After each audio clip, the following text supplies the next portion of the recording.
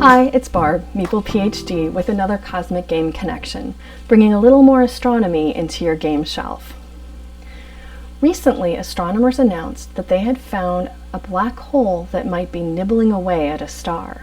They were looking at flares from a certain type of galaxy known as an active galactic nuclei, where the central massive black hole in this galaxy actively pulls in material, and as that material falls toward the black hole, it heats up, causing the material to emit a lot of light, making them very bright across the electromagnetic spectrum. In this galaxy, they were noticing flares.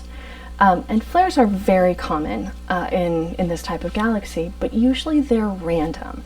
You can't predict when they're going to happen. And it usually just tells you that the black hole had a nice snack.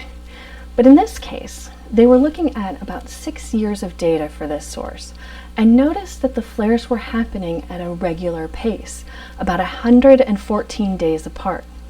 In fact, it was regular enough that they were able to predict the next couple of flares in this source, and it happened just as scheduled, basically.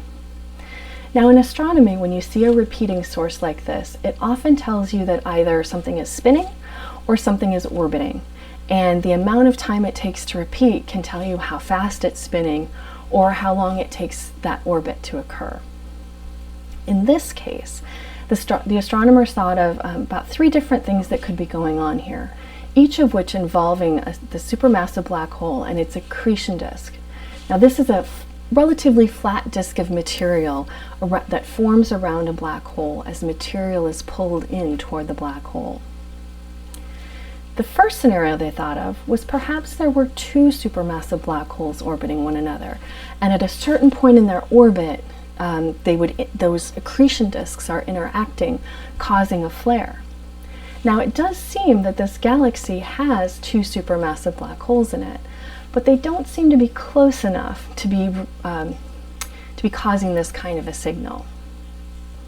A second scenario is that there might be a star orbiting the black hole, and its orbit is such that it brings it through the accretion disk on each side of its orbit. But the problem here is that they would expect there to be some asymmetry in the flares. Basically, the flare would look a little bit different depending on which side of the accretion disk we were seeing it interact with. And they don't see that asymmetry here. So again, they don't think this is the right answer. And the third scenario is that there might be a giant star that is orbiting the black hole on a very elliptical orbit, meaning that part of its orbit is pretty far away from the black hole, and then it kind of swings in close to the black hole. And as it swings in nearby, the black hole pulls a little bit of material off of the star, and as that material falls toward the black hole, that's when we see the flare. When I thought about this black hole toying with the star, the game that came to mind was Cat Lady. Cat Lady is a light card drafting, set collection, and resource management game where players take on the role of cat ladies, collecting cats and the toys, catnip, and costumes in order to please their feline overlords. The game is set up by placing the resources in the center of the table, shuffling the stray cat deck and choosing 3 to lay out in a market, and then putting the rest aside, and then shuffling the main deck of cards after removing cards based on player count. Then a 3x3 array of cards is set up. The final player in play order places the gray cat in front of one of the rows or columns, and then play begins. On their turn, a player will draft a complete row or column of cards, with the exception that they can't take the row or column where the gray cat is guarding. These cards, if they're cats, will go in front of them. The rest will go in their hands. Then the gray cat moves to the just drafted row or column, and those cards are replenished, and play moves to the next player. It's that simple. But the cards all do different things. The cat cards show you a number of points they'll get at the end of the game if they're fed, and the type of food they need in order to be happy. The food cards just show you a number and a type of food to take from the supply, and then they're discarded. The spray bottle you hang on to into your hand, and if at any time you want to move that gray kitty on your turn, you can do that. And the lost cat posters, you grab those in pairs, and you can turn in a pair either to get one of those stray cats or just to get 2 straight up points. And then finally, the toys, catnip and costumes give game end points in slightly different ways. The toys, you want unique sets of them. The catnip just gives you points based on the number that you have, but you definitely want more than one.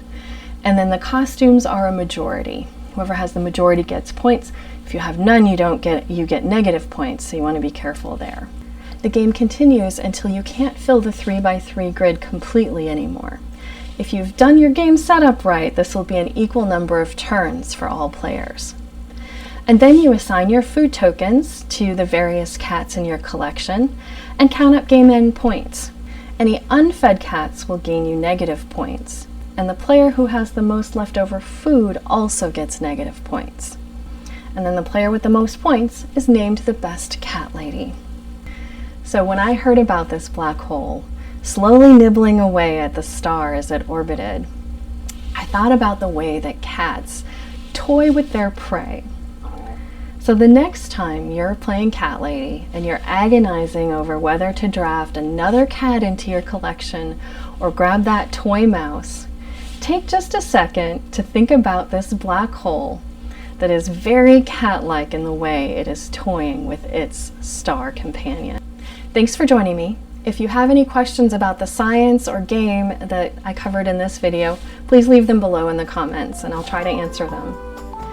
I'll be back again with another Cosmic Game Connection. Like and subscribe to my channel so you know when new content comes out. But in the meantime, you can follow me on Instagram and Twitter, and you can follow my blog at meeplephd.com. Creationists, they'd expect to see something slightly different. Plus it would be orbiting, and so it may, never mind, don't get into all that.